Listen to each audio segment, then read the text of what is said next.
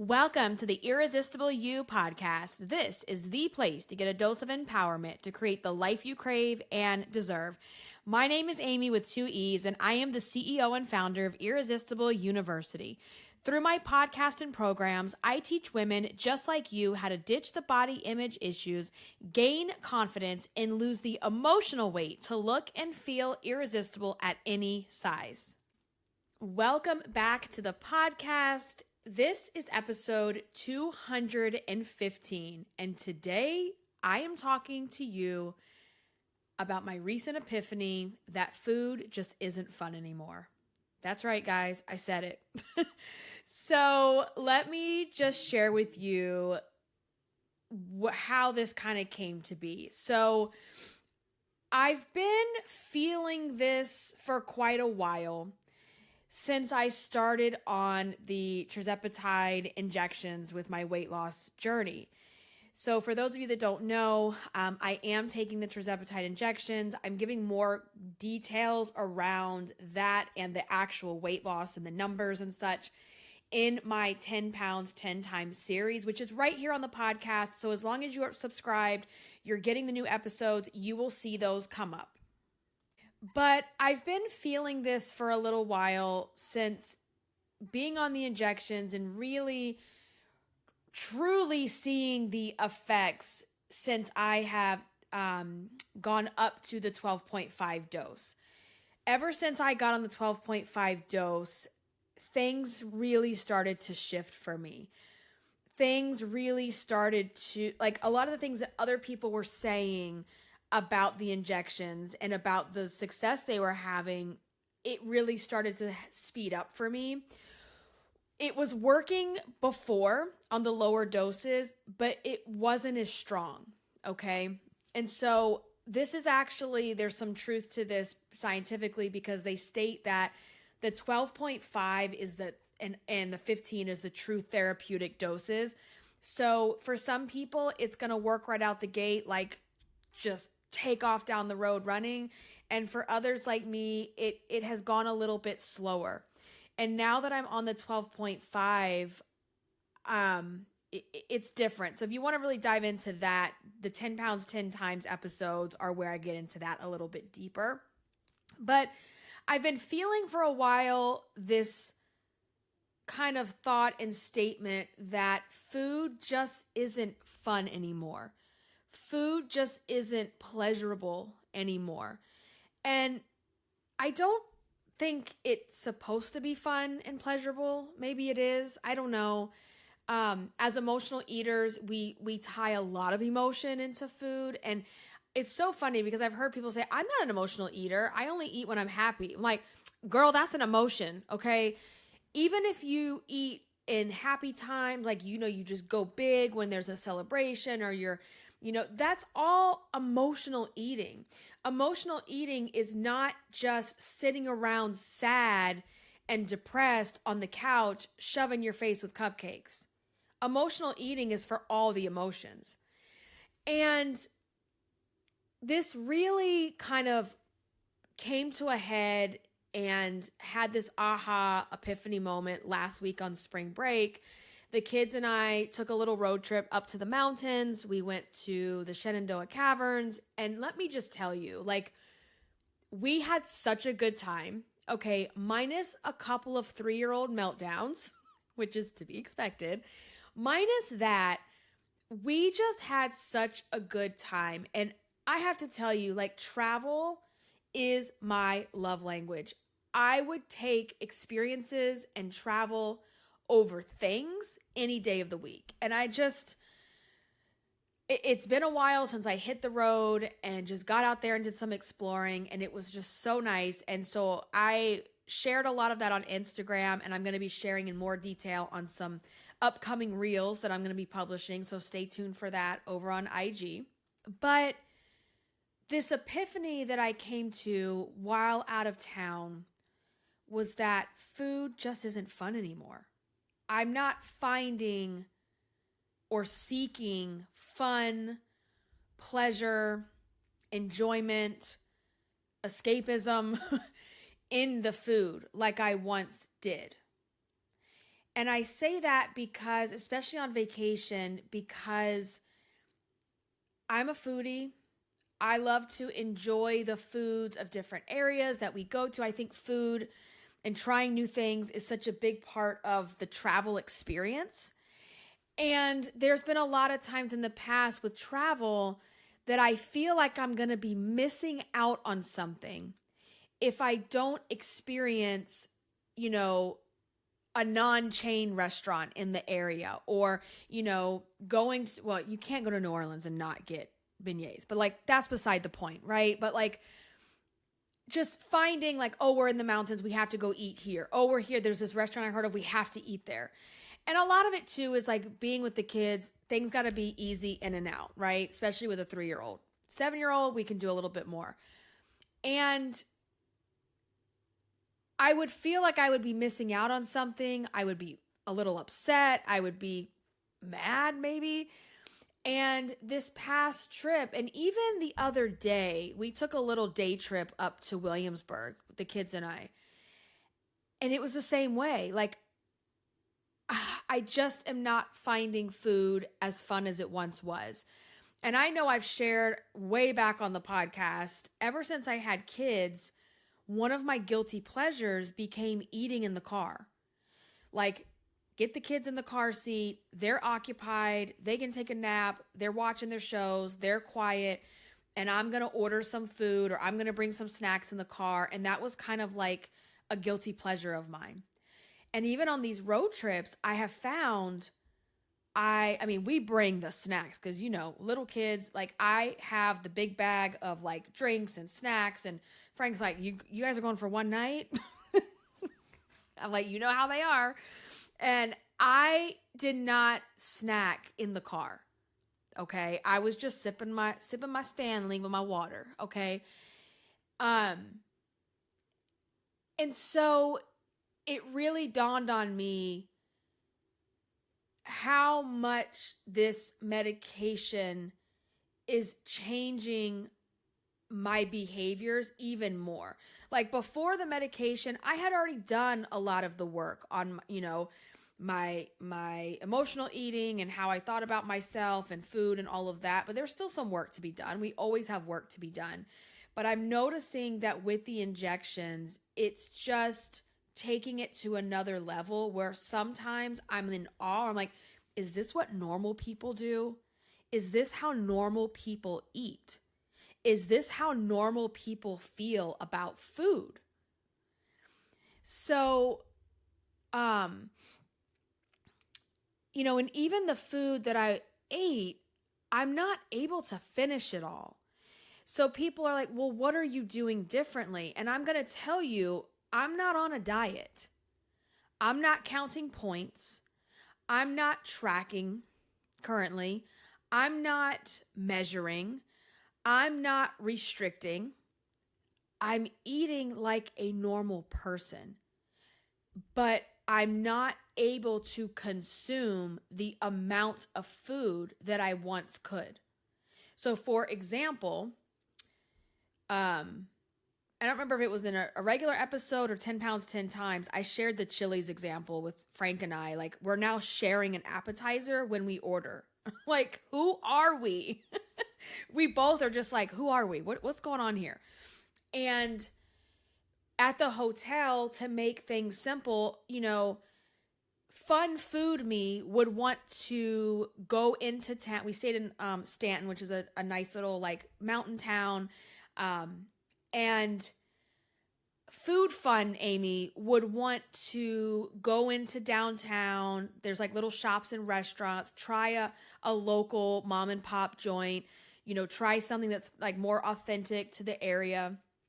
And, I have the kids. That's part of the issue too, right? It's like when you have the little kids, it's like there's a ticking time bomb with the 3-year-old, my son, and we're just not doing that. So I door dashed to the hotel. They think it is just like the best thing ever. They think it's like, I'm like, all right, we're going to order room service, even it's DoorDash, but like, and they just had a ball. Like they had a ball and a time was had.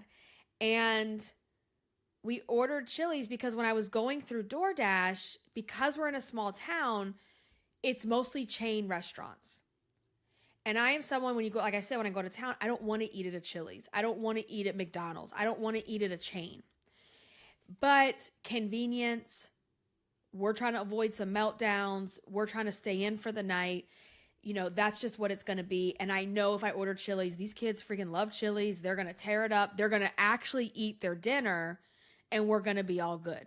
So as of lately, when I order Chili's, if Frank is not with me, I'm just ordering the Southwest egg roll appetizer. And it comes with 3 full egg rolls, and you slice them in half. So essentially there's 6 pieces. I ate 1 egg roll, 2 pieces, 1 full egg roll. And I put the rest away. I was full. And even prior to injections, medication, I normally couldn't finish a full meal in one sitting, but I would eat that remaining leftovers tonight. And I would think, oh, I can't wait till the kids go to sleep, and I'm going to bust out my leftovers, watch me a movie, relax. And what I have been finding, the amount of leftovers that I have been throwing away is blowing my mind. And I don't get that guilt about, oh, you better eat it because you paid for it. It's like, here's how I look at that. Yes, you paid for the food. The food served its purpose. It got you full. It gave you what you needed. It got you your nutrients. Whether you eat all of it or not is irrelevant because you got what you needed out of it. And whether I eat all the food or I throw it away, it still costs me the same amount of money. Okay? And I'm either going to pay for that by ordering that portion size and paying whatever the cost is, or I'm going to pay in my health and my weight by eating every single thing just because I paid for it.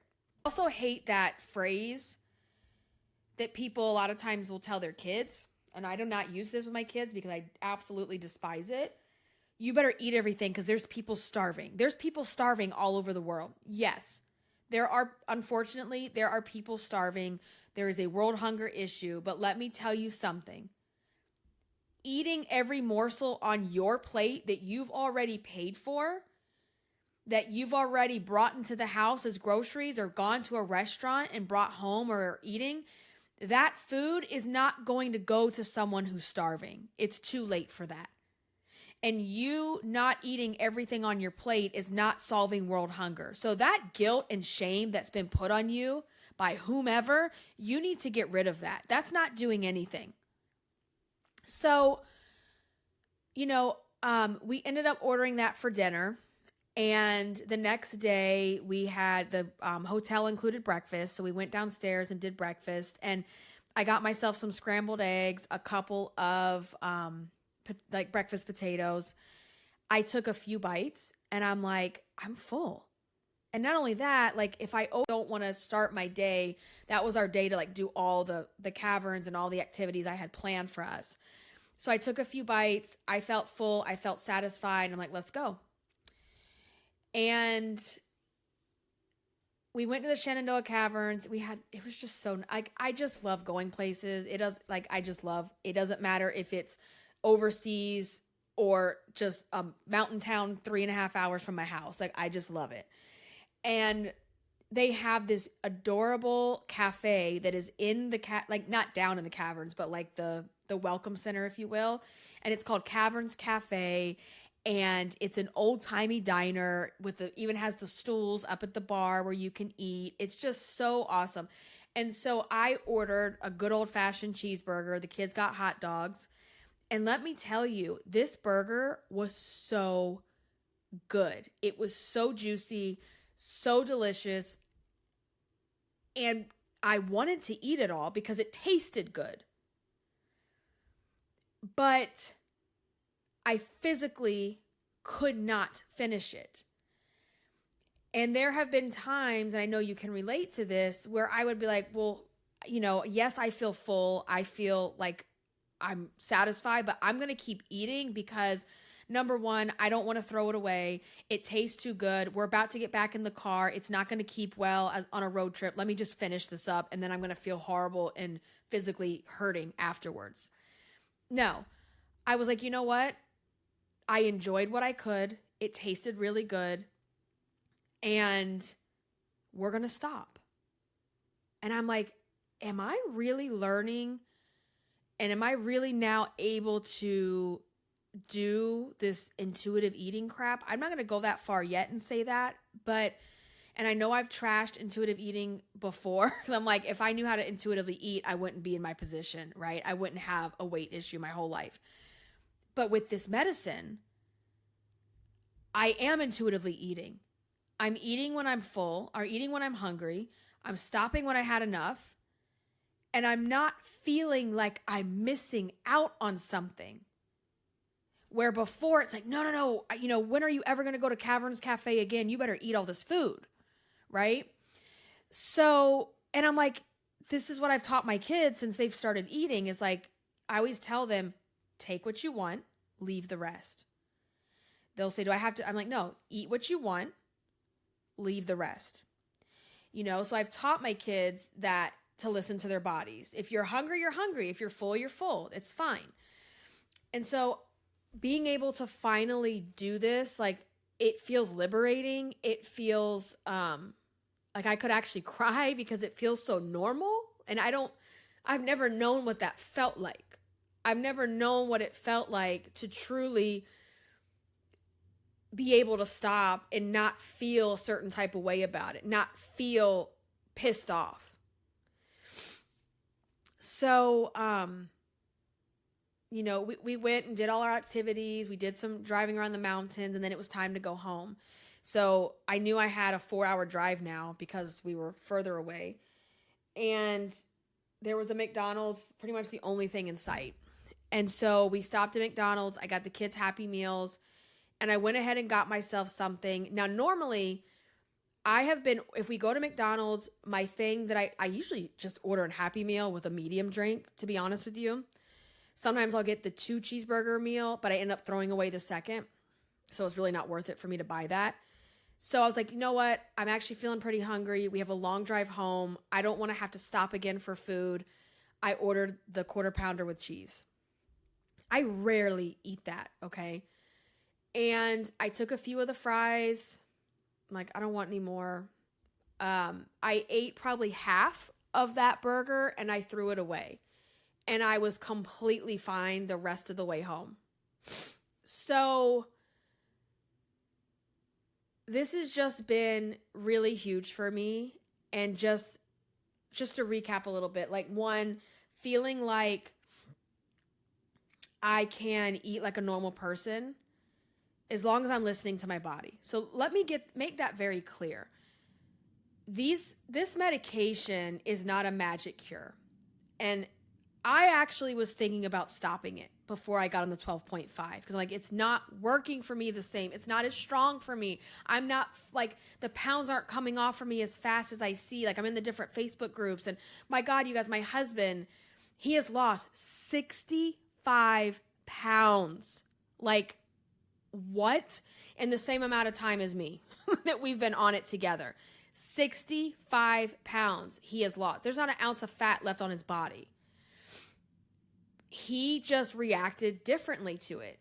He reacted way different at the early doses and it just worked differently. Where now for me, now that I've gone up a little bit in the dose, I'm seeing better results. And I think some of it too is, and I know I'm kind of going on a tangent and I'm a little all over the place, so bear with me.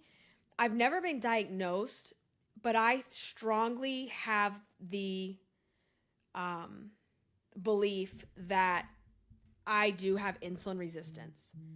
And the reason I say that is because I've taken metformin in the past, which is a type 2 diabetic medication. It also can be used for weight loss purposes. And when I was on the metformin, it made it easier for the weight to come off. The weight has never melted off for me. The weight has never flown off for me. I don't think that's ever going to be a thing.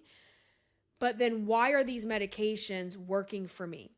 And I shared with you before, go back a few episodes, my recent blood work and my numbers are better than they have been.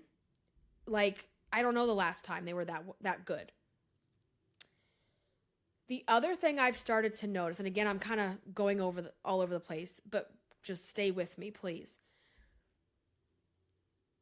Before I started taking the injections, okay, I started noticing my hands were constantly feeling sore, constantly feeling numb in the mornings, constantly just feeling sore.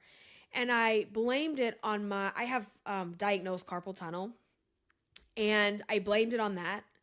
But not only that, I would wake up and my body just felt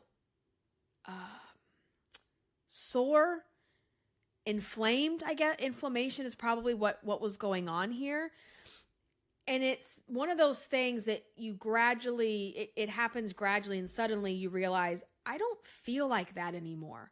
My body is not aching. My body is not feeling inflamed and numb. So you can't just base this success on any health plan that you're doing, whether you're on GLP-1 injections or you're doing whatever. You can't just base it on the weight and the number on the scale, because I have been seeing benefits on all kinds of areas that I just explained. Not only that, I have felt my stomach, my midsection areas, even before the weight started to go down, I started noticing that those were getting smaller. So things have been happening, and sometimes you got to just stick with it and ride that wave and see where you're going to go with this, right? So just to recap what I've been saying here, the epiphany that I had is that food just isn't fun anymore. It's not a pleasure outlet per se for me anymore. And that's been bringing up some things. So for example, right, I have a busy schedule every day between running my business, working with clients, and then being a mom to a 7 and a 3-year-old and a Chihuahua. And, my husband works nights, so we're opposite schedules. Like, we're just out here doing our thing and we're busy. So at the end of the day, once the kids go to sleep, it's like, this is the first time for the entire day that no clients need anything from me. My kids don't need anything from me. The house is quiet. There's no expectation to check emails or catch up on work, or you know what I'm saying. So it's that moment of, I am so mentally exhausted and physically, I just need to zone out. I need to turn on Lifetime Movie Network and order some cheesecake or order some comfort food or just snack or what have you, right? And that, sadly, sometimes has felt like, and this sounds so bad, but it's true. It's not true every day, but it's true. Sometimes that's the only thing you have to look forward to in a demanding day like that. And I've always said, you have to have other things to look forward to besides food. Because if food is the only thing you have to look forward to, it's your only pleasure outlet, it's your only release outlet, that's how you get caught up in the weight cycle. The yo-yo dieting, the body hate, shame cycle, right? It just keeps repeating itself. You need other things to look forward to. And I have found at night, I come downstairs, okay? Am I physically hungry? No. But it's almost like a habit, like, okay, what dessert could I have right now? Or what snack could I do, while I watch TV or while I catch up on reels or whatever. And when I start thinking and trying to plan what I want to eat, literally nothing sounds good to me. So there's these sea salt chocolate covered caramels with sea salt from Sam's Club. Caramel is like one of my favorite things in the entire world. These things are absolutely delicious. We got a can of them. They didn't last. They probably lasted a week. I got a second can at Sam's Club going, you know what? Maybe you shouldn't do this. I don't feel like this is something you should have in the house. Like, it's a little bit hard to say no to. And I have had that can or canister of the caramels now for it's probably been almost a month. It's been about a month, probably, I think. Yeah. I even put 4 of them in a baggie because they're like squares. They're pretty substantial size. I put 4 in a bag. I threw them in my snack bag for the truck for our trip. I came home with all 4 of them. I knew they were there. I didn't forget. So it's like, I think about it. I'm like, ooh, what about this? No, that doesn't really sound good. Ooh, what about that? No, that doesn't really sound. What do you want to order some cheesecake? No, I don't. So my wallet is very thankful as well. But it just doesn't hit the same way anymore. And even Frank and I on the weekends, like we would feed the kids their dinner, get them off to bed. And then we're like, you want to order food? Yeah. Let's order food. Right. And it became like a guilty pleasure for the 2 of us, right? Like, let's watch a movie. Let's order some like really good stuff. Like, and now we're not, our door dashing has gone down tremendously. And even when we do, like I said, we are sharing food, right? So both of us, there just isn't that same, the plotting and the planning and the fantasizing about food, it really has gone away. Now, it's not like it disappears forever. There's still times where like, ooh, I just have an inkling for this. I would really like to eat this. I would really like to have that. But it's not as strong. And because I don't want to eat and I physically can't sometimes, and my brain doesn't crave certain things, because this medicine, why it is so amazing is it's working on your gut and your brain connection, because there's a big connection between your stomach and your brain and cravings and fullness and all of that. So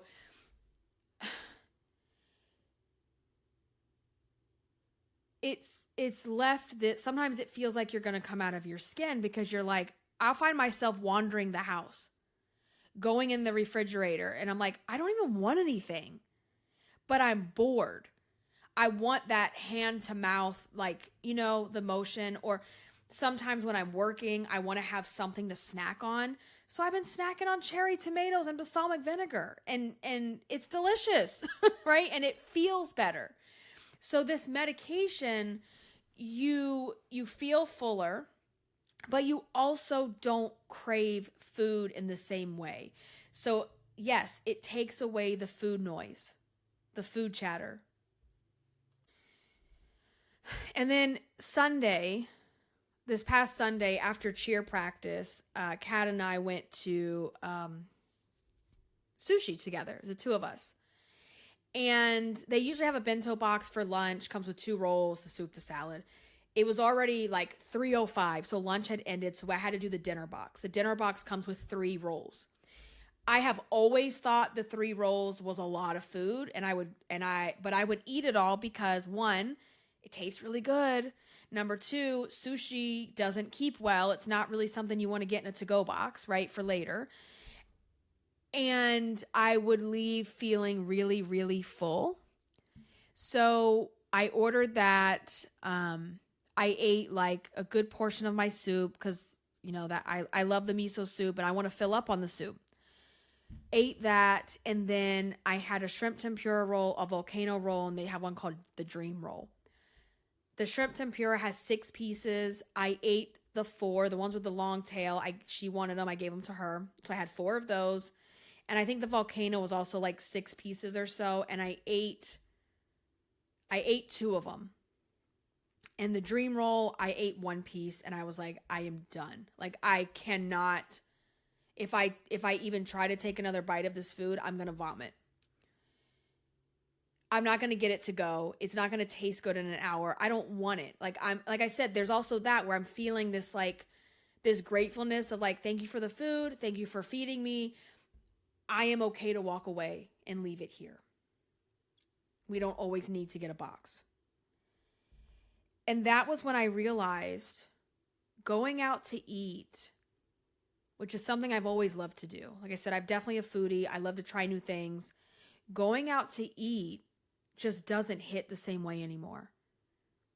And I enjoyed my time with my daughter and talking to her and just the two of us being out together.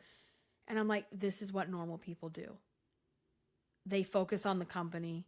They focus on, eating until they're full enough, and they stop. And it's just blowing my mind. Like, it's blowing my mind. So I'm like, okay, food just isn't as fun anymore. It's not as exciting. It's not. And Frank and I were talking about it last night. He was never like a true emotional eater, but I mean, I don't know, maybe so. Cause like I said, we used to, our little meals and splurges together, but we both were saying how it's like, oh my God, like the obvious, like, oh my God, we're just eating to survive now. Like, that's what food is for, but we have so much emotion, memories tied into food. And I think it's okay to, enjoy your food and want to try new things. Like, I'm not going to stop doing that. I think it's okay to find pleasure in eating certain things, right? If that wasn't the case, nobody would go out for ice cream. Nobody goes out for ice cream or cheesecake to nourish their body. No one goes out for ice cream or cheesecake to get full. We go out to get those things as a treat, for pleasure, for enjoyment. And I think that's perfectly normal. I think there's a balance of eating when you're hungry, stopping when you're full, eating in moderation, and stepping away from the disordered eating. And I have shared with you guys how for a while now, I have been conflicted about tracking my food. Okay. I have the Weight Watchers app. I still pay for it. I still have it. I track my weight in there. I don't track my food. And I haven't been tracking my food for a very long time. Every time I would go to do it, there was this hesitation. There was this annoyance. And I couldn't quite put my finger on it. And I got to the point where I was fed up. It was last summer where I was like, I can't do this anymore. I can't do it on my own. Nothing is working. I'm tracking my food. I'm picking the right things, and I'm still gaining weight. Yes, I was gaining weight even when I was doing, quote unquote, all the right things. So again, that's what gives me a flag about the insulin resistance as well. Because if you are insulin resistant, it doesn't matter how much you diet and exercise. The weight can't come off. Or it's going to come off ounce by ounce. Okay. So I was just fed up. And I'm like, this injection thing, I'm going to give it a shot. Oh my God. No pun intended, but I'm going to give it a shot. Oh my God. It's so corny. So I decided this is my last resort. This is the last resort. Okay. I just got to a point, for whatever reason, after Javi, after turning 40, things got really hard. It's always been hard for me. It got harder. And I was like, I just want, and that's what I said, I just want to be like a normal person. I don't want to have to think and obsess and plan and fantasize and meal prep and write things down or put it in your phone. I don't want to do it anymore. And I was thinking about this. I went on my first diet at 12 years old. I am 42 years old. I have been calculating the food in my brain for 30 effing years. and I'm fed up. I'm done. I don't want to calculate. I don't want to measure. I don't want to track. I don't want to plan. I don't want to prepare. I want to eat when I'm hungry, stop when I'm full, enjoy a little bit of this and a little bit of that, and move on with my life and have a body that's healthy and at a good weight for me. That's all I want. And that's never been possible without just sacrifice, constantly feeling like you're sacrificing, like you are missing out on something, like you're hungry all the time. It's like, oh, I stayed in my points, but guess what? I'm going to bed hungry again. I must be working. That is disordered. And as much as I love Weight Watchers, you know, I give Weight Watchers credit because that is what taught me truly how to eat. I never drank water before Weight Watchers. And I'm talking, we're going back to the early 2000s. I never drank waters. I never ate fruit. It's shocking, right? Like I never ate these things. It taught me how to eat in moderation. It taught me how to pick this or that, basically, right? Like when you go out to eat, let's get the grilled chicken sandwich over the fried chicken sandwich. Let's get the mustard based over the cream based sauce. Okay. It taught me how to eat better. But the one thing that I was still struggling with was the tracking. And I was thinking about this. I've been dieting basically for 30 years, watching what I eat, and maybe not even always dieting, but like having to be mindful, having to be just always thinking about it. That's a long time. And my brain is like a calculator. Every piece of food that I look at, my brain whips out this calculator and it's like, ooh, that's this many points. Oh, that's this many oh, that's this many carbs. Like you just like, and I don't want to eat like that anymore. I don't want to have to add stuff. I don't want to have to track things. And maybe at some point I will have to track again. I don't know. But if I could continue this way, then this is what I would prefer to do. And you are free to change how you do things at any time. This is how I want to do things. And it feels liberating to not have to open an app. It feels liberating to not have to like plan my food the night before. And I think there's value in that, right? There's value in planning your food, planning your meals for the week. Like I still plan out, like, okay, for the week, this is what we're having for dinners. This is what we're having for lunch. Like I do that. But I can't be so rigorous in my eating. I don't want it to be the center of everything. I don't want to obsess over it. I don't want to have a human calculator in my brain of points. And quite frankly, the last few years of Weight Watchers have really pissed me off because it felt it started to feel like a diet, okay? There was plans within Weight Watchers that didn't feel like a diet. You felt like you could eat in moderation. If you followed the points, you stay in your points, you could do it. And then they started switching things up. And I mean, what is it, 22 points a day or some bullshit that I have? That makes it really hard to eat. So that's where I'm at right now. Again, we have the ability to change how we're doing things at any time. If at some point the weight isn't coming off, it's not working, the cravings are coming back, then I can go back to, all right, maybe I need to think a little bit more and track and just kind of gauge. So I have that data. Like I always tell you guys, that way you have data to make decisions. But I would love to never have to do it again. I don't want to do it. And it made me think how disordered that way of eating is. It's so disordered when you're constantly moving and shifting like a bank account, points around, or, oh, okay, I'm going to go to bed starving, but you know what? Eggs are free. Let me heat up some egg beaters real quick. I don't want to do that at night. you know? So that's where I'm at. Food just isn't as fun anymore. I still love food. I do. But it's not as fun anymore. It's not as exciting. It's not as pleasurable. It's not as good. I think there's something to be said about this medicine too. I think that it changes your palate a little bit because things just like you're like, oh yeah, I definitely want to eat that. And you go to eat it and something about it just isn't as good anymore, or it's not as satisfying in that emotional way, right?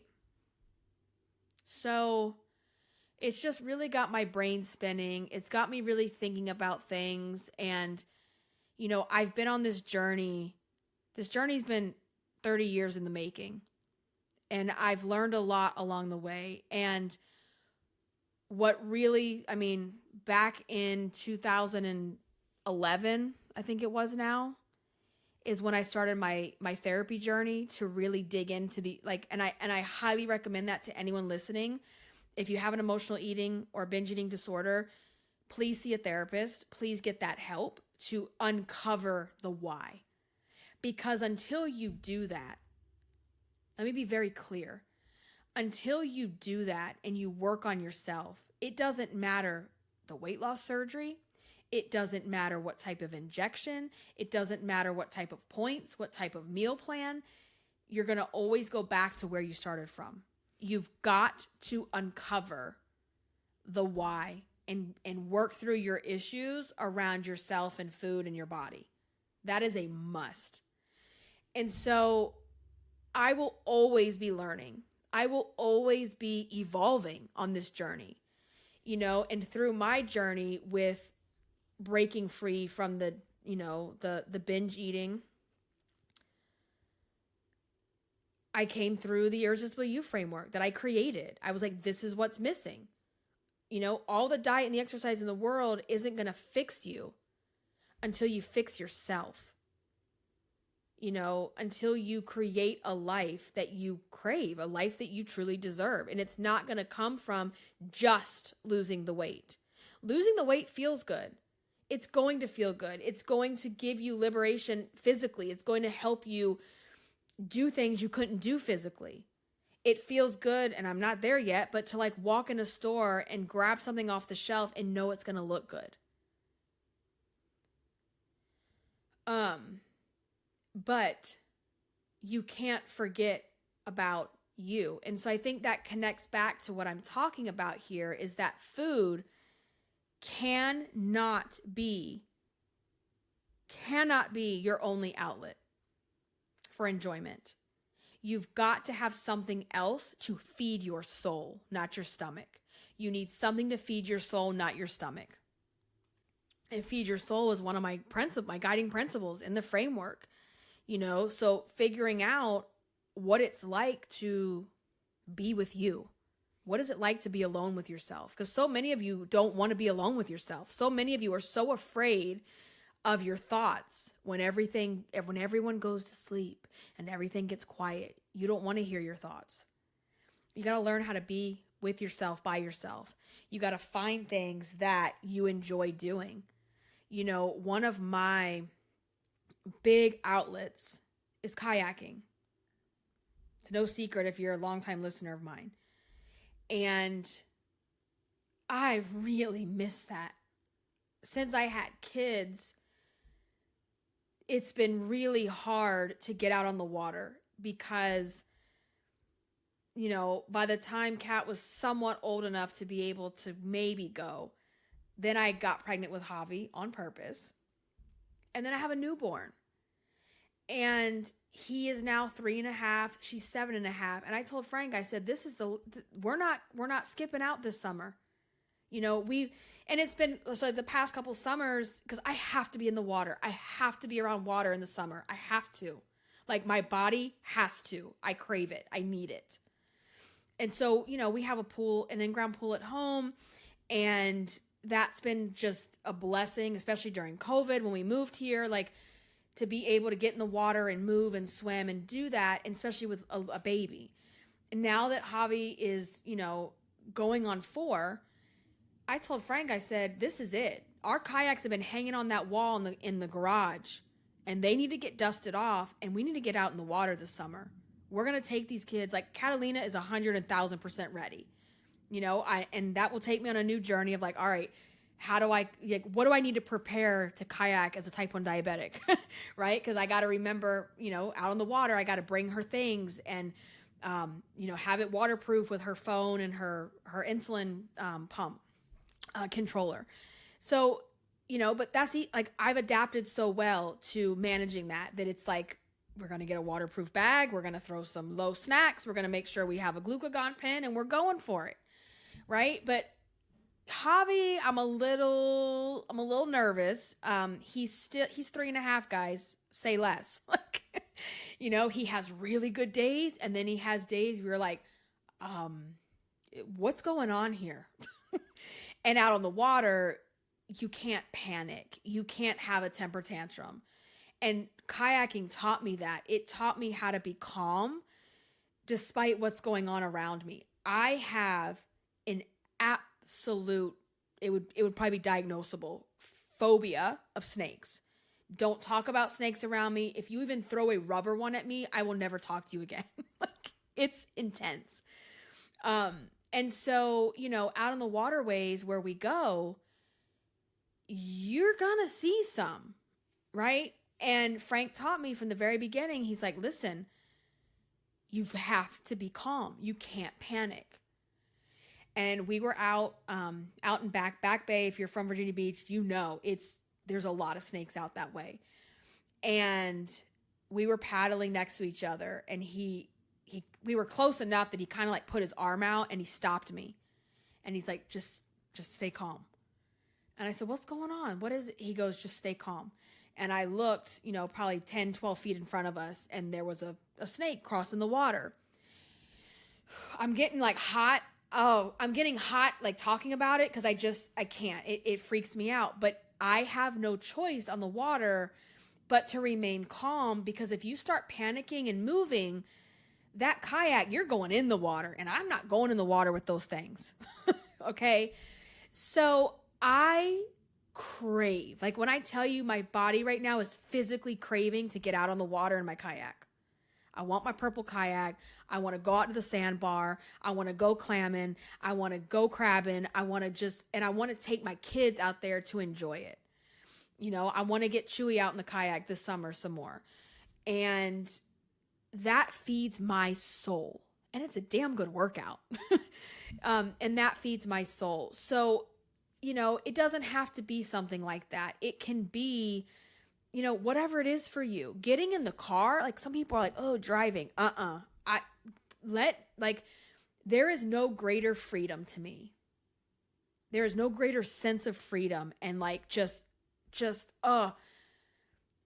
getting in the car, turning on my music, and just getting on the road and not having a plan and just going, driving. I love to drive. Like Frank and I are both the same way. That is my way of like feeding my soul as well. I love to drive. I love to travel. I love to explore. So, we've got to, and I have to give myself credit. It's been a rough 4 years, like 3 years, basically. Raising a babies is not for the weak. That's for sure. And from 2020 with Javi being born, I almost lost my life with postpartum preeclampsia. It was very scary. Just that time period, when you think back to that time period, the way we were living and what we were accepting as normal, and it's weird how quickly you accept things as the norm, right? It's so weird. And just how strange of a time that was to be alive. And Catalina getting diagnosed with type 1 a year later. It was a lot to manage. And I would be hard on myself sometimes, like, why is it taking you so long to lose this baby weight? What is wrong with you? Like, what is taking so long? Like, you've got to get this weight off. You got to stop this cycle of, wanting every day to start over. And by the end of the night, you just want to eat your face off as a way to escape from it all. We're going to go through hard times, okay? And you got to give yourself grace. You've got to give yourself forgiveness. You've got to give yourself, like, look at what else you're doing, okay? Look at what else you're doing. And, you know, those were some major curveballs handed my way. And now that things are, you know, in a really good place, I'm ready to get back to things that I really miss doing, that I haven't been able to do for the reasons I explained. And I just want to live more. I don't want to exist. I don't want to survive. I want to thrive. And, you know, like, it's so cheesy. I'm a very emotional person, as you can tell. When I got to the map, so as you're driving from Virginia Beach, which is completely under sea level and flat and surrounded by water, and you're driving up, you know, out west to the mountain area. And if you know the area, as you start to get to Charlottesville, you're like in the foothills and you start to see the Blue Ridge Mountains. I'm like tearing up when I'm watching, like as I'm driving, I'm like, what is wrong with me? It was that release, that like sense of freedom to be on the road, to be traveling, to be doing something that I really like doing and sharing that experience with my kids. And I need more of that. I crave more of that. And to be able to make that the center of your universe and not the food. You can't make food the center of your life. You can't be obsessed with it. You can't let it run the show. And on the flip side as well, you can't allow your body size to stop you from getting in the water. You can't allow your body size to stop you from kayaking, from going out with your kids and doing things and putting yourself out there and signing up for that job that you really want, or starting that business that you really want. And thinking about the ways that weight and body image, the ways that it has controlled your narrative about yourself. It's not just, oh, I can't fit in a size 8. How has your weight limited your view of the world? Oh, those things aren't for me. Those are for skinny people. Oh, that's not for me. I could never do that. I can't do that. That's for other people. How has it limited your view of the world? How has it limited your view of yourself? And how has it made you small? How has being big made you small? And it is time to break out of that. It is time to not allow it. You can live a life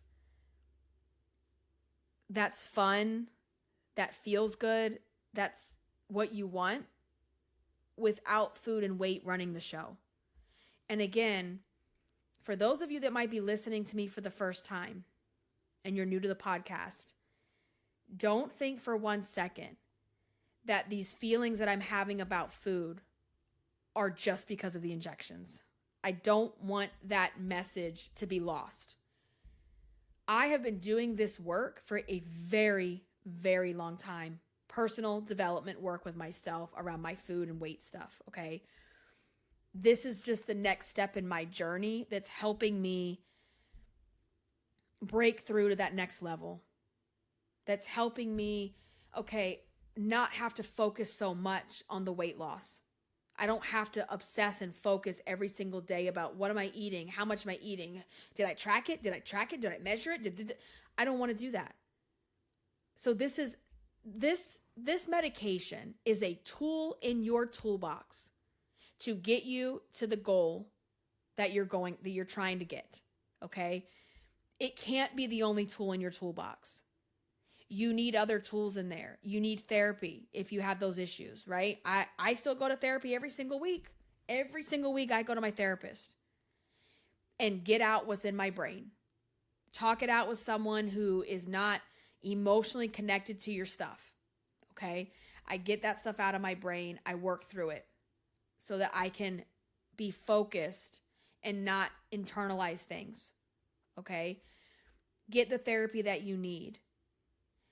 Do the internal work on yourself, like with Irresistible You and listening to the podcast and working through the framework to incorporate the elements that are missing from your standard eat less, move more, right? Like focus on, so I'm not going to get into those today. We'll go back and listen to other episodes because this is almost an hour and I don't want to dive into all the guiding principles right now, but you need other tools in your toolbox.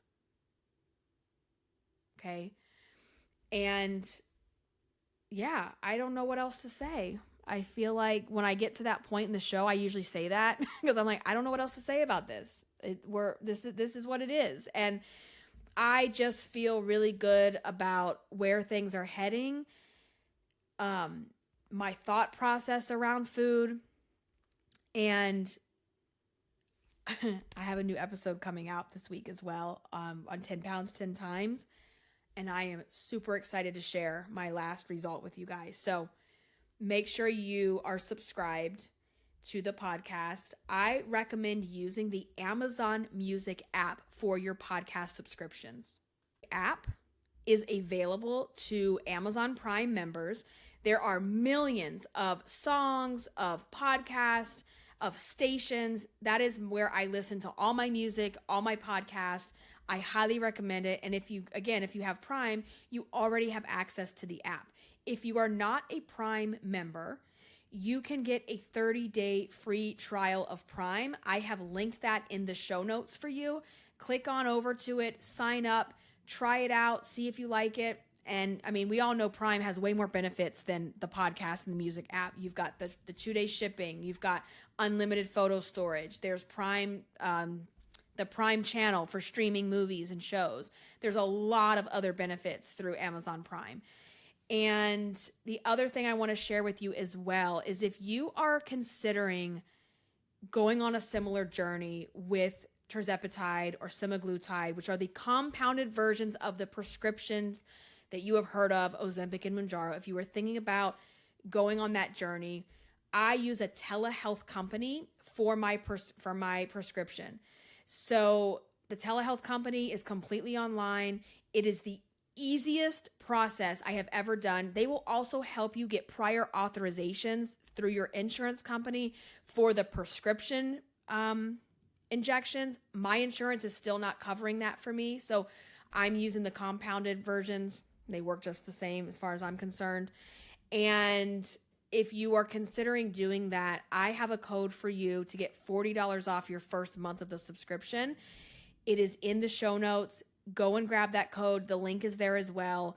It's called Mochi Health. They are absolutely fantastic. I highly recommend it. I know there's a lot of companies out here now doing the same thing, but what I like about them as well is that your compounds, no matter if you're on the 2.5 starting dose or the highest dose, you pay the same amount of money for the medication. The cost doesn't increase. So that is all linked up in the show notes and on my blog. Thank you guys so much for listening. I love chatting with you. I will catch you in the next episode. Until then, stay irresistible. Bye, guys.